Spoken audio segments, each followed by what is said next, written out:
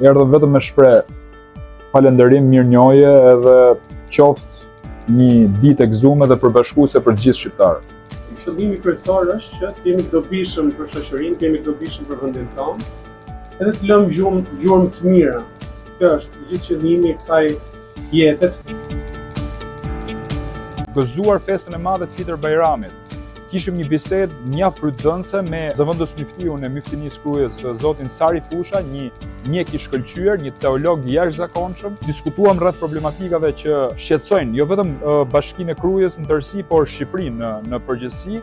Morëm angazhimin tonë si njerëz që kemi hyrë në politikë për të përmirësuar jetën e banorëve dhe për t'i dhënë atyre begati dhe paqe, sigurisht me ndihmën e të Madhit Zot. Kemi shfrytzuar këtë ditë si një ditë hareje, paqe dhe harmonie dhe përbashkimit familjes krutane, fushkryese, dursake dhe shqiptare, për t'i dhënë një thirrje të gjithë atyre që kanë agjëruar. Ja u pranov Zoti sakrificën 30 ditore që keni bërë pikërisht në muajin e madhnueshëm të Ramazanit. Mesazhet e sotme janë për paqe, për harmoni, për vëllazërim.